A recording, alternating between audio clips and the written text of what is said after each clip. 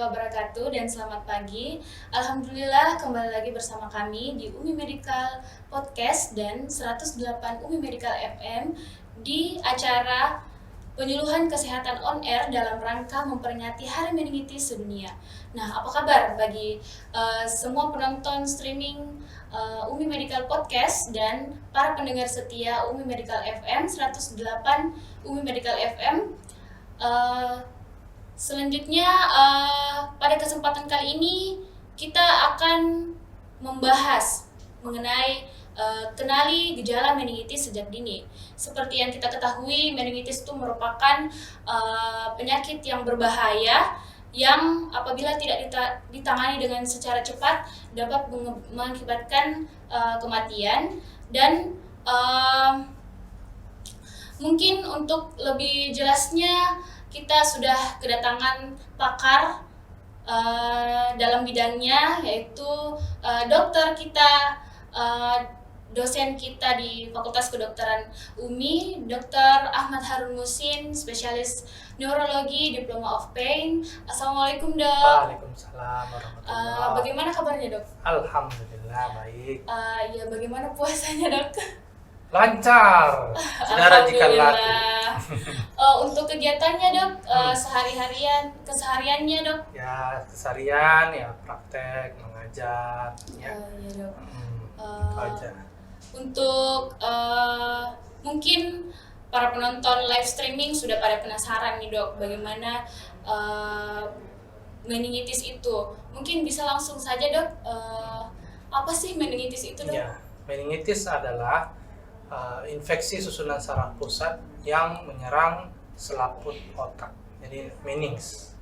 Ya, yang disebabkan oleh beberapa patogen. Paling banyak adalah bakteri, kemudian TB, virus, bahkan bisa juga jamur. Untuk kejadiannya di Indonesia, Dok, atau khususnya di Makassar itu seperti apa, Dok?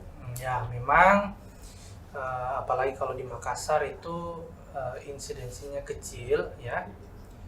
Yang paling banyak itu di luar negeri, di sub-Sahara Afrika. Ya, mulai dari Ethiopia sampai Senegal. Nah, itu sampai dibilang adalah negara itu merupakan ikat pinggangnya meningitis ya. Namun ya bukan berarti di Makassar atau di Indonesia tidak pernah terjadi ya. Ya, ini di Makassar juga ada juga kasusnya ya. Jadi tetap perlu kita waspadai, apalagi dengan tingkat laju perpindahan manusia saat ini ditunjang dengan alat transportasi yang sudah mudah diakses ya, pesawat, sehingga manusia banyak lagi bisa saling menularkan penyakit infeksi ini ya. Iya, baik, Dok. Jadi untuk angka kejadiannya sendiri di Makassar itu masih belum terlalu seperti di luar negeri ya, Dok.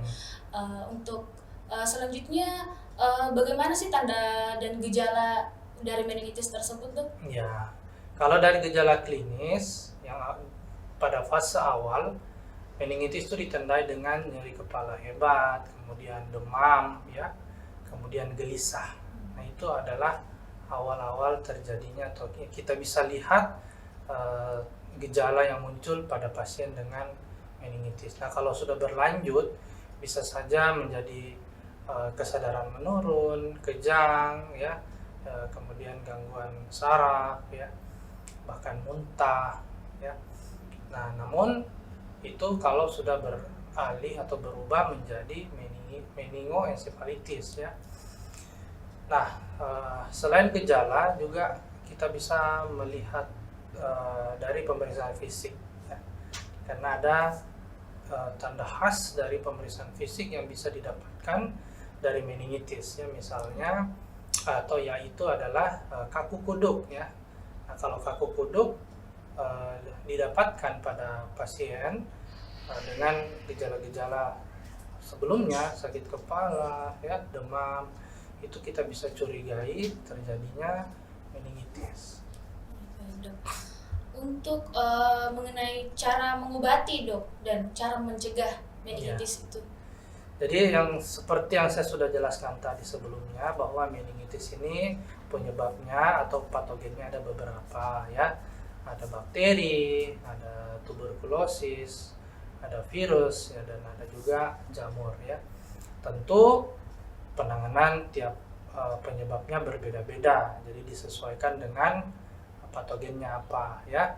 Bahkan bakterinya pun disesuaikan juga, apakah antibiotik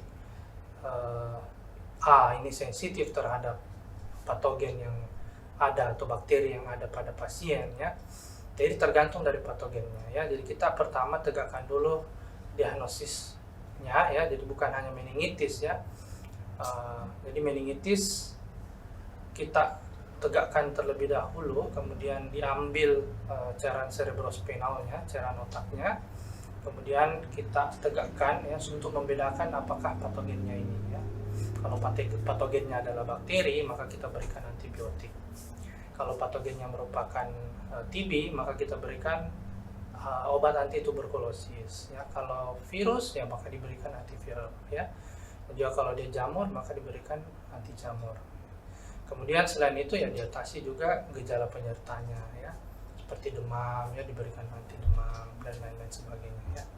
Ya, baik dok. Jadi untuk cara mengobati dari meningitis tersebut dok, jadi kita lihat lagi dari patogen yang menyebabkan dok.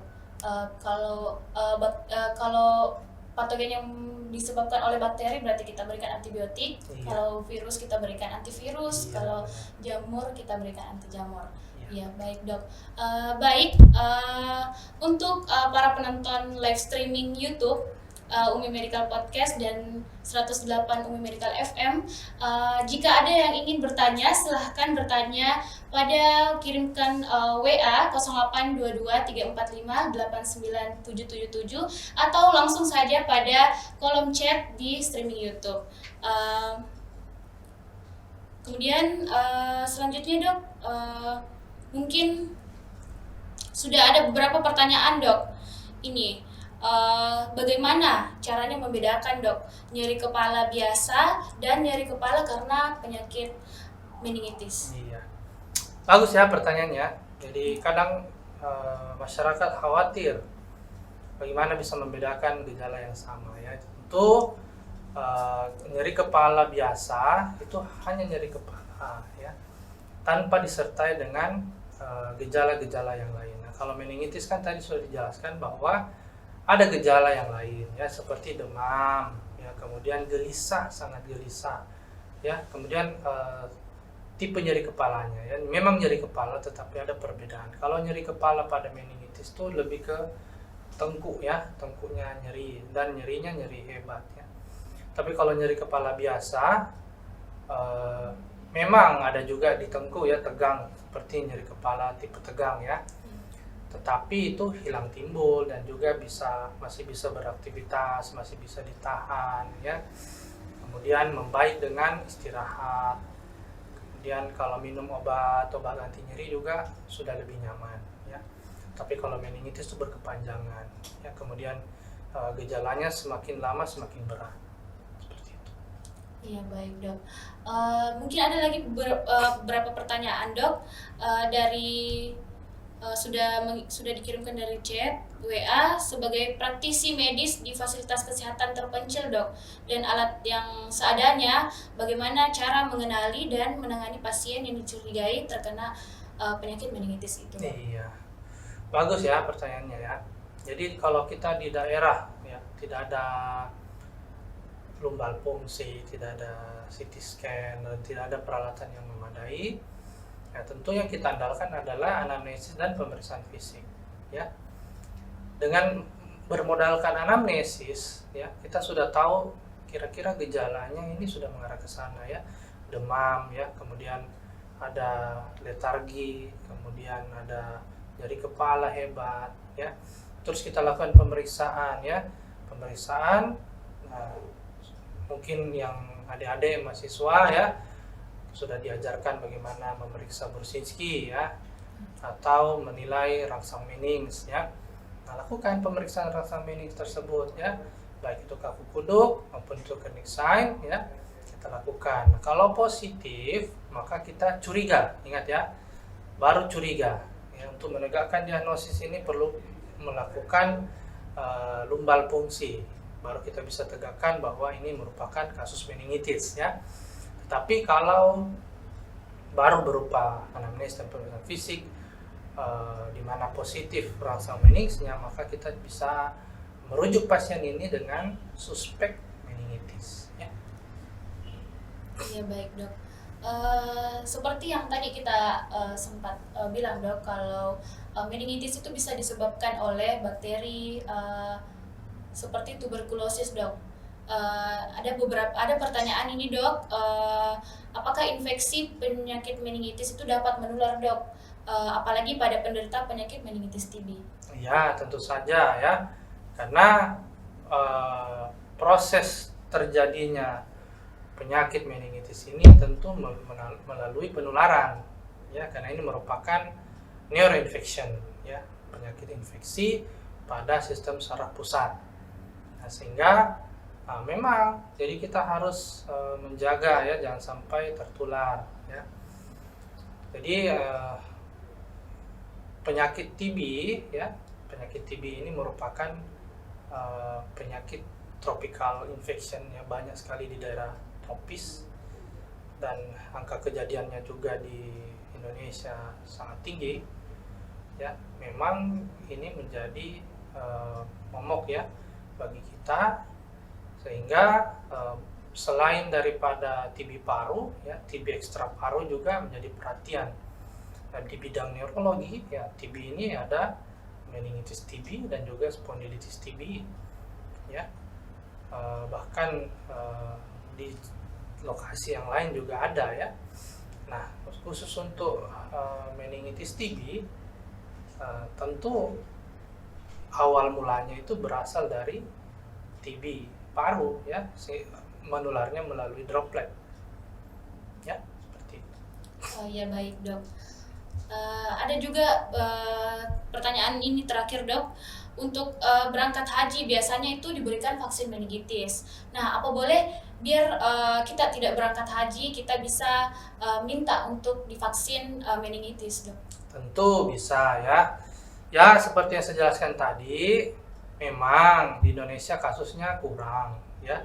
Tetapi ya kalau kita mau berangkat ke luar negeri ya, kita bertemu dengan banyak orang dari banyak negara ya, apalagi tidak jaga jarak ya, sehingga proses penularan infeksi ini jauh lebih tinggi ya.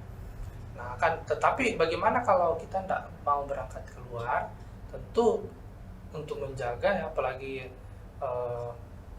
proses perpindahan manusia sekarang sudah semakin luas dan semakin kencang, maka tetap dianjurkan untuk melakukan vaksinasi ya. Iya baik dok. Mungkin baik dok.